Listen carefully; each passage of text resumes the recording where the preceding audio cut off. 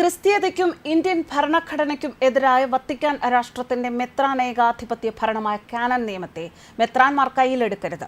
ഒരു ജനാധിപത്യ രാജ്യമായ ഇന്ത്യയിൽ രൂപതകൾ തോറും വത്തിക്കാൻ രാഷ്ട്ര കോടതികളും കോടതി നടപടികൾക്ക് കോർട്ട് ഫീസും കുറ്റവിചാരണകളും ഫൈനും ശിക്ഷാവിധികളും രൂപത മെത്രാൻമാർ സമാന്തരമായി ഈ രാജ്യത്ത് കൊണ്ടുവരുന്നത് എങ്ങനെ അനുവദിക്കപ്പെടും? ഇത്തരം ചോദ്യങ്ങൾ ഉയർത്തി ക്രിസ്ത്യൻ സംഘടന തന്നെ സഭയ്ക്കുള്ളിൽ നിന്നും പ്രതിഷേധം ഉയർത്തുകയാണ്.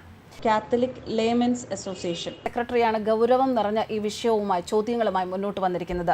ഭരണഘടനയ്ക്ക് വിരുദ്ധമായി വ്യത്യസ്തമായ നിയമ സംവിധാനങ്ങൾ നടപ്പിലാക്കുക എന്ന് പറഞ്ഞാൽ അതൊരിക്കലും അംഗീകരിക്കാൻ സാധിക്കുകയില്ല. ഈ പരാതി ചൂണ്ടിക്കാണിക്കുന്നത് അത് തന്നെയാണ്. ഈ സംഘടന ഉന്നയിക്കുന്ന പ്രശ്നങ്ങളിൽ കഴമ്പുണ്ട് എന്ന് തന്നെയാണ് അവരുടെ പരാതി വായിക്കുമ്പോൾ ഒരാൾക്ക് വ്യക്തമാക്കാൻ സാധിക്കുന്നത്. സഭയ്ക്കുള്ളിൽ നിന്ന് സമുദായത്തിനെതിരെ വരുന്ന ഇത്തരം എതിർപ്പുകൾ ഒരിക്കലും തള്ളിക്കളയാൻ സാധിക്കുകയില്ല. എന്തായാലും അദ്ദേഹത്തിന്റെ പരാതിയിലേക്ക് പോകാം. താമരശ്ശേരി രൂപത ബിഷപ്പ് റെമീജിയോസ് പോൾ ഇഞ്ചനാനിയിൽ രൂപതയിൽ വത്തിക്കാൻ രാഷ്ട്രത്തിന്റെ കോടതി സ്ഥാപിച്ച് ഈ രൂപതയിലെ വൈദികനായ ഫാദർ തോമസ് പുതിയാപ്പറമ്പിലിനെ കുറ്റവിചാരണ ചെയ്തതിന് ഫാദർ ജോർജ് അഥവാ ബെന്നി മുണ്ടനാട്ട് മുഖേന മൂന്നാം തവണയും സമൻസ് നൽകിയിരിക്കുകയാണ്. 24/2024 വിചാരണ കോടതിയിൽ ഹാജരാകുവാനാണ് സമൻസിൽ ആവശ്യപ്പെട്ടിരിക്കുന്നത്. ഫാദർ അജി യേശുക്രിസ്തുവിന്റെ കൽപ്പനകളെ അനുസരിക്കുകയും രൂപതാ മെത്രാന്റെ കൽപ്പനകളെ നിരസിക്കുകയും ചെയ്തു എന്നതാണ് കുറ്റാരോപണം. ശുശ്രൂഷിക്കപ്പെടാനല്ല, ശുശ്രൂഷിക്കാനും സ്വന്തം ജീവിതം അനേകർക്ക് സമർപ്പിക്കാനുമാണ് അപ്പോസ്തല പിൻഗാമികളായ മെത്രാൻമാർക്ക് യേശുക്രിസ്തു നൽകിയിരിക്കുന്ന ദൗത്യം. അതുപോലെ യജമാനത്വം പുലർത്തരുത് എന്നും പ്രമാണിത്വം ചമയരുത് എന്നും അധികാരം പ്രയോഗിക്കരുത് എന്നും ഭരണം നടത്തരുത് എന്നും യേശുക്രിസ്തു കൽപ്പിച്ചിട്ടുള്ളതാണ്. എന്നാൽ മെത്രാൻമാർ യേശുക്രിസ്തുവിന്റെ കൽപ്പനകളെ ധിക്കരിച്ചുകൊണ്ട് സാത്താന്റെ മാർഗമാണ് പിന്തുടരുന്നത്. അതിനായി ക്രിസ്തീയതയ്ക്കും ഇന്ത്യൻ ഭരണഘടനയ്ക്കും എതിരായ വത്തിക്കാൻ രാഷ്ട്രത്തിന്റെ മെത്രാൻ ഏകാധിപത്യ ഭരണമായ കാനൻ നിയമമാണ് അവലംബമാക്കിയിരിക്കുന്നത്. ഇതനുസരിച്ച് രൂപതകൾ തോറും വത്തിക്കാൻ രാഷ്ട്ര കോടതികളും കോടതി നടപടികൾക്ക് കോർട്ട് ഫീസും കുറ്റവിചാരണകളും ഫൈനും ശിക്ഷാവിധികളും രൂപതാ മെത്രാൻമാർ സമാന്തരമായി ഈ രാജ്യത്ത് പ്രാബല്യത്തിലാക്കിയിരിക്കുകയാണ്.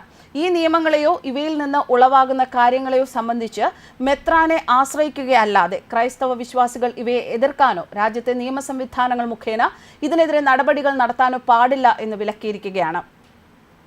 ജനാധിപത്യ പരിഷ്കൃത രാജ്യത്ത് നടമാടുന്ന ഇത്തരം ക്രൂരതകൾക്കെതിരെ സർക്കാരും ജുഡീഷ്യറിയും നടപടികൾ സ്വീകരിക്കാത്തത് മൂലം കുറ്റകൃത്യ പരമ്പരകൾക്ക് വഴി തുറന്നിരിക്കുകയാണ്. ഇത് ഭരണകർത്താക്കളുടെ സത്യപ്രതിജ്ഞാ ലംഘനവും ഭരണഘടനാ ലംഘനവും സ്വതന്ത്ര പരമാധികാര രാജ്യമായ ഭാരതത്തോടുള്ള കൂറില്ലായ്മയുമാണ്. മെത്രാൻമാരുടെ മേൽ വിവരിച്ച രാജ്യദ്രോഹമടക്കമുള്ള കുറ്റകൃത്യങ്ങൾക്കെതിരെ നടപടികൾക്ക് വേണ്ടി കാത്തലിക് ലേമെൻസ് അസോസിയേഷൻ 14/7/2007 കേരള സംസ്ഥാന ചീഫ് സെക്രട്ടറിക്ക് പരാതി നൽകിയിട്ടുള്ളതാണ്.